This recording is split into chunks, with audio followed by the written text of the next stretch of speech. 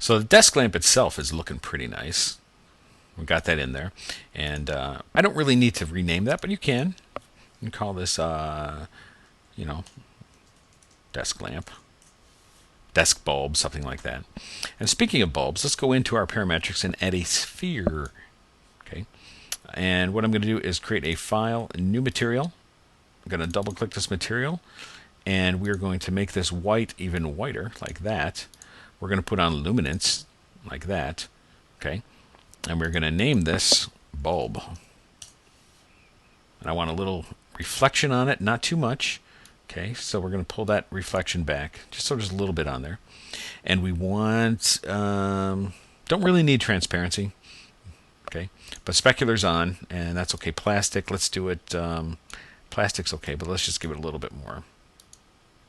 Pump that up a bit. Not going to see too much with luminance, but just so it's on there. And we're going to drop that on the bulb.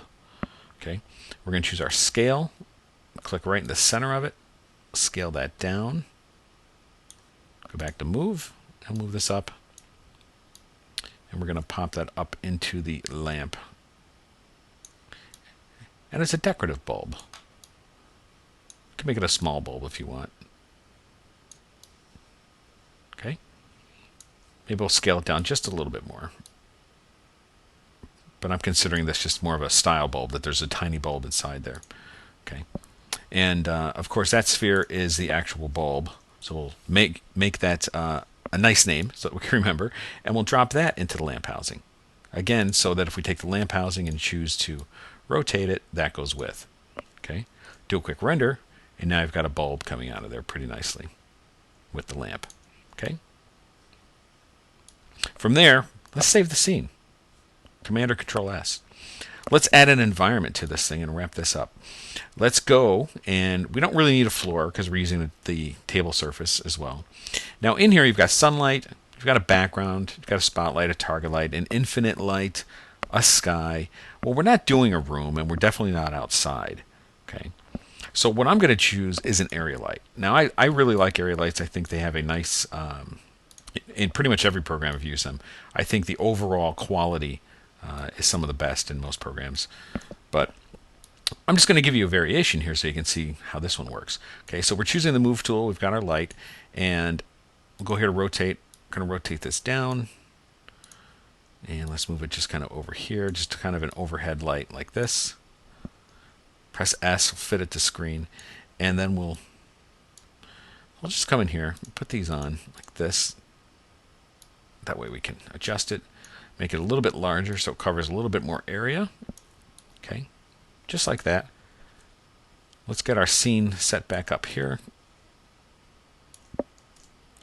Do a quick render, and now you can see we've got a nice see-through lamp because I had transparency on, but we'll fix that in a minute.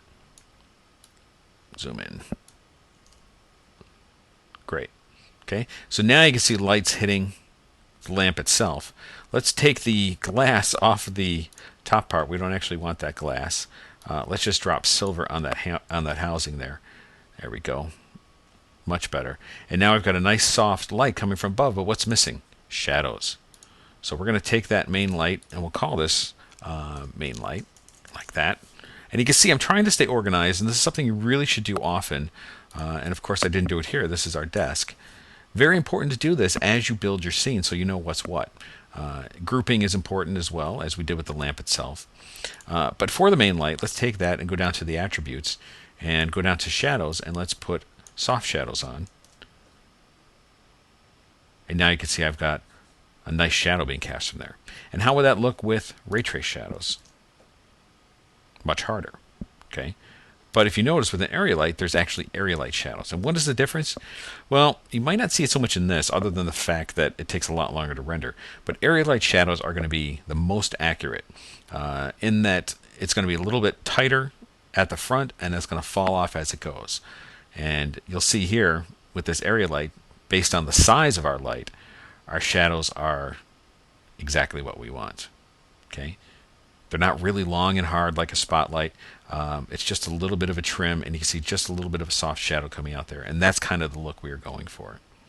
Okay, our desk could use some work and maybe use a wood texture on there. Okay, but we'll take our light right here, And then what if we moved it down? And I chose rotate from here. And then we'll move it back like this. Pull it way over here. Select it, and let's change the intensity a little bit. Let's go to like 125% and render that out. And what I'll end up creating is a longer shadow. Okay, and that looks much nicer. But see how realistic it looks because of the way that shadow is? The shadows in your scenes are probably some of the most important things you can do to give realism. And that's why I like the area lights, because it gives it a nice sharp edge here and then falls off, just the way it would if you had a nice softbox in your scene. Okay, so I think that's going to wrap it up for this particular scene. I'm not going to worry too much more about the desk. You can go in and texture that yourself, playing with some of the textures. We're going to go on to another project and get a little more into the materials and a little more into the environment, and do a little bit more. But right now I think this is working okay for us and gives you a pretty good idea of where we're going. So let's move on to the next video and get into a nice product shot.